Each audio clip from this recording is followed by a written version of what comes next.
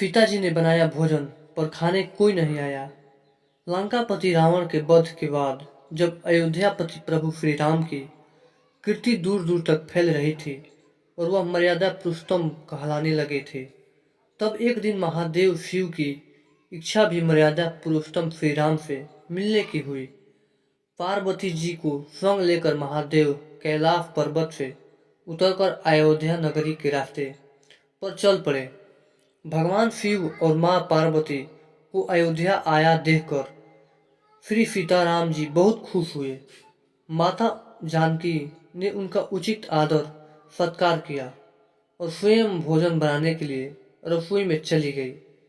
इस बीच भगवान शिव ने श्री राम जी से पूछा, आपके सेवक हनुमान जी दिखाई नहीं पड़ रहे हैं। श्री राम बोले, वे बगीचे में हैं। शिव जी ने श्री राम जी से बगीचे में जाने की अनुमति मांगी और पार्वती जी का हाथ थामकर बगीचे में आ गए। बगीचे की खूबसूरती देखकर उनका मन मोहित हो गया। आम के एक घने वृक्ष के नीचे हनुमान जी दिन दुनिया से बेखबर गहरी नींद में सोए हुए थे और एक लय में खराटों में राम नाम की ध्वनि उठ रही थी। चकित होकर शिव जी और माता पार्वती एक दूसरे की ओर देखने लगे।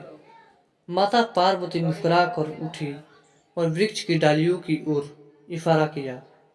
राम नाम सुनकर पेड़ की डालियां भी झूमने लगी थी और इनके बीच से भी राम नाम उच्चारित हो रहा था। शिव जी इस राम नाम की धुन में मस्त मगन होकर खुद भी राम राम कहकर नाचने लगे। माता पार्वती जी ने भी अपने पति का अनुसरण किया और अपने कोमल पांव थिरकाने लगी। शिव जी और पार्वती जी के नृत्य से ऐसी झनकार उठी कि स्वर्ग लोक के देवता गण भी आकर्षित होकर बगीचे में आ गए और राम नाम की धुन में सभी मस्त हो गए। माता जानकी भोजन तैयार करके प्रतीक्षारत थी, परंतु संध्या गिरने तक भी अतिथि नहीं पधारे। तब अपने देवर लक्ष्मण जी को बगीचे में भेजा। लक्ष्मण जी तो स्वयं को श्री राम का सेवक ही मानते थे, अतः बगीचे में आकर जब उन्होंने धरती पर स्वर्ग का नजारा देखा तो खुद भी राम नाम की धुन में झूम उठे। महल में माता जानकी परेशान हो रही थी कि अभी तक भोजन ग्रहण करने कोई भी क्यों नहीं आया। उन्होंने श्री राम जी से कहा, भोजन ठंडा हो रहा है, चलिए हम ही जाकर बगीचे में से सभी को ले लाए। जब सीताराम जी बगीचे में गए तो वहां राम नाम की धूम मची हुई थी। हनुमान जी गहरी नींद में सोए हुए थे और उनके खराटों से भी अभी तक राम नाम निकल रहा था।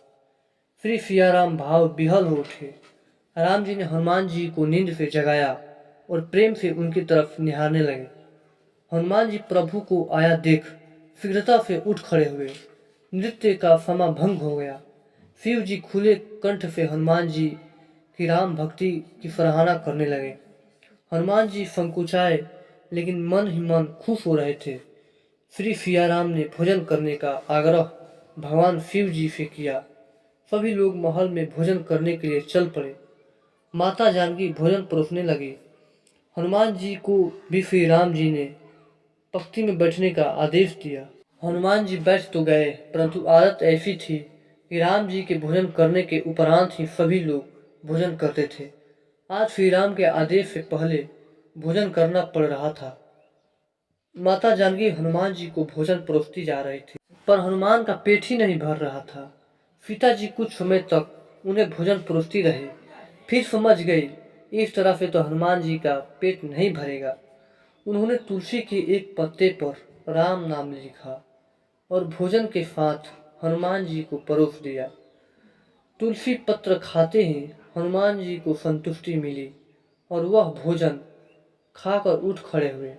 भगवान शिव ने प्रसन्न होकर हनुमान जी को आशीर्वाद दिया कि आपकी राम भक्ति युगों युगों तक याद की जाएगी और आप संकट मोचन कहलाएंगे।